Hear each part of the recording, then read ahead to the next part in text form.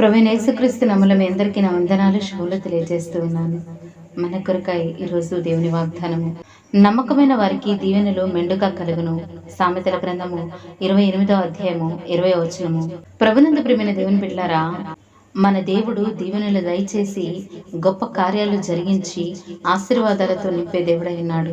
అయితే మన దేవుని దీవెనలు ఎలా ఉంటాయంటే మెండుగా దయచేసే దేవుడు. ఉన్నదానికంటే అధికమైన ఆశీర్వాదమును, మనం అడిగిన దానికంటే గొప్ప దీవెన, ఉన్నత స్థితిని కలుగజేసే దేవుడై ఉన్నాడు.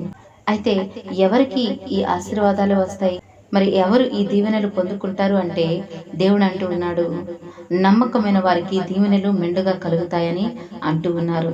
అవునండి, మనము నమ్మకముగా ఉంటేనే దేవుని యొక్క కృపను పొందుకోగలము. చూడండి, ఈ రోజుల్లో చాలా మంది నమ్మకం లేని జీవితం జీవించేవారిగా ఉంటూ ఉన్నారు.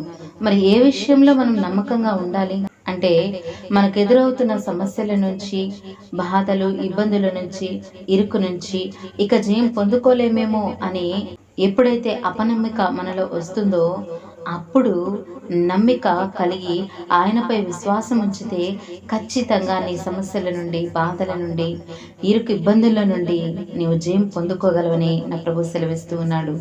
ఇంకను కుటుంబ విషయాలలో మనం నమ్మకంగా ఉండాలి. మన తల్లిదండ్రుల విషయంలో నమ్మకం లేని పిల్లలుగా జీవించకూడదు. పిల్లలంటే కూడా కుటుంబంలో నమ్మకం కలిగి ఉండాలి. భార్యాభర్తల మధ్య నమ్మకం ఉండాలి. నిన్ను నమ్ముకొని అన్ని విడిచి వచ్చిన నీ భార్యను ప్రేమించాలి. నీ భర్తకు నీవు లోబడాలి. గనక మన కుటుంబ విషయంలో మనం చేసే ప్రతి పనిలో నమ్మకంగా ఉండాలి. ఇంకను ప్రభు సెలవిస్తూ ఉన్నారు, సువార్త విషయంలో నమ్మకమైన బిడ్డలుగా జీవించాలి. దేవుడు అంటూ ఉన్నారు, సర్వ సృష్టికి మీరు వెళ్ళి సువార్తను ప్రకటించమంటే కొన్ని చోట్ల కొంతమంది ఈ సువార్తను ప్రకటించే విషయంలో నమ్మకం లేని వారుగాను, ఆ సువార్తను ఆటంకపరిచేవారుగాను ఉంటూ ఉన్నారు. ఆ రీతిగా ఉండక దేవుడు మనకిచ్చిన పరిచయను బట్టి, మనమందరము చేసిన ప్రతి కార్యాలను బట్టి మనం నమ్మకం కలిగి జరిగించేవారిగా ఉండాలి. అవునండి, నమ్మకం నీ వంతైతే గొప్ప కార్యాలు, దీవెనలు కలుగు చేసేది దేవుని వంతై ఉన్నదండి. కానీ కొన్ని సందర్భాలలో మనకెందుకో అపనమ్మిక వస్తూ ఉంది కదా, అలాంటి వారితోనే దేవుడు వాగ్దానం చేస్తూ ఉన్నాడు. నమ్మకమైన వారికి మెండైన దీవెనలు కుమ్మరిస్తాను అంటూ ఉన్నారు. ఈ ఉదయకాల సమయం ముందు ఈ వాగ్దానం వింటున్న ప్రభునందు ప్రియనేస్తమా, మన ఆత్మీయ స్థితిలో నమ్మకం కావాలి. మారు మనసు చెందుతున్న నీకు నమ్మకం కావాలి. దేవునిలో బలమైన స్థితిని మనం కలిగి ఉండాలి. బైబిల్ అంతటిలో నమ్మకమైన వారు ఎవరు అంటే దేవుడు అంటూ ఉన్నాడు కదా, మోషే గారు తన పని అంతటిలో నమ్మకమైన వాడుగా ఉంటూ ఉన్నారని అంటున్నాడు.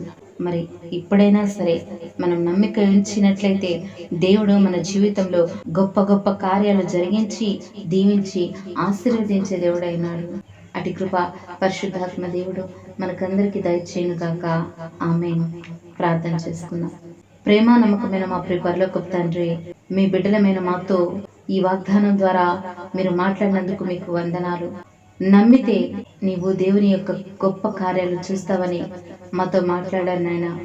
మీ బిడ్డలమైన మేము ఈ రోజు నుంచి నమ్మిక కలిగి విశ్వాసంతో ముందుకు సాగడానికి, మరి వారి కుటుంబాలలో మీ అత్యున్నతమైన కృపను దయచేసి, వారి యొక్క ఆర్థిక ఇబ్బందులను, శారీరక రుగ్మతల నుంచి, పాపానికి బానిసైన వారి బంధకాల నుంచి విడుదల మీరు దయచేసి నమ్మకమైన బిడ్డలుగా ముందుకు సాగడానికి మీ ఆత్మను దయచేసి దీవించమని యేసు నామములో బ్రతిమలాడి వేడుకొంచున్నాం తండ్రి. ఆమేన్. God bless you.